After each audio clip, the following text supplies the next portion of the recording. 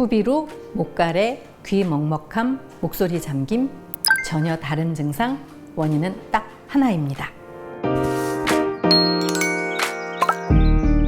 오늘은 많은 분들이 겪고 계신 후비루 증상에 대해 또 이야기해 보려고 합니다. 저는 후비루를 포함한 여러 가지 증상을 기존과 전혀 다른 관점에서 바라보고 있죠.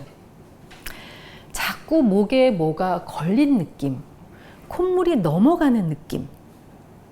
후비루가 있는 분들 이렇게 말씀하시죠. 입천장 뒤에 뭐가 걸린 것 같아요. 콧물이 자꾸 목으로 넘어가는 느낌이에요. 침을 삼킬 때마다 가래가 있는 것 같아요. 가래가 있는데 잘 안 떨어져요. 하지만 정말로 콧물이 계속 흘러내리고 있는 걸까요? 아닙니다. 진짜 원인은 콧물이 아니라 손상된 점막 때문인데요. 문제의 시작은 바로 구강호흡, 즉 입으로 숨쉬는 습관으로 생기는 증상입니다.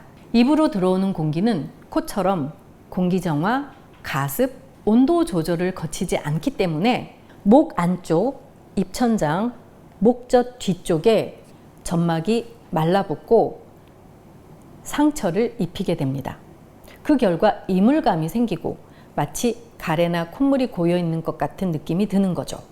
사실 원래는 입천장에 들여 마셔진 콧물이 줄줄 흘러내려도 이를 이물감으로 느끼지 않는 것이 정상입니다. 우리가 밥을 먹을 때 식도로 밥이 지나갈 때 어디를 지나가는지 모르는 것처럼요. 그런데 식도에 상처가 있어서 밥이 지나갈 때마다 상처 자리에서 밥이 느껴지면 밥이 문제가 아니라 상처 때문인 거죠. 그래서 앞에서 말한 증상의 원인은 하나, 입으로 숨을 많이 쉬어서 구강호흡으로 점막이 손상되어서 나타나는 증상입니다.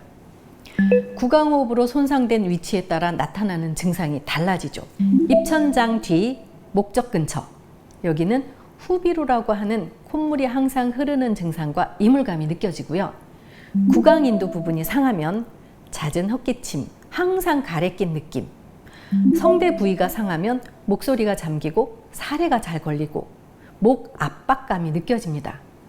코와 목 사이, 비인두 부분은 코가 막히는 느낌과 코와 목 연결 부위에 막힌 느낌이 생깁니다. 입천장 연국의 양쪽 이관 입구가 상하면 귀가 먹먹하고 귀 안이 꽉 찬 느낌이 듭니다. 이걸 따로 보면 후비루, 알레르기성 비염, 인후염, 만성 기침, 중이염 혹은 항공성 중이염처럼 서로 다른 병으로 보입니다. 하지만 입으로 숨쉬는 습관 하나가 이 모든 증상의 뿌리일 수 있다는 거죠. 구강호흡이 계속되면 생기는 신호들이 있습니다. 감기가 다 나았는데도 가래가 계속 남죠. 그 전에는 잘 낫던 기침이 뒤끝 장렬, 몇 주 이상 지속되죠. 자고 일어나면 목이 칼칼하고 입안이 마르고 귀가 자주 먹먹하죠. 콧물이 자주 넘어가거나 코가 맑게 줄줄 흐르죠. 이건 단순한 증상이 아니라 몸이 보내는 경고 신호입니다. 입으로 숨 쉬지 말라고요. 어떻게 회복할 수 있을까요? 첫 번째는 입을 다물고 코로 숨 쉬는 습관부터, 특히 잘 때 입을 닫는 것이 가장 중요합니다. 코숨 테이프가 필요하죠.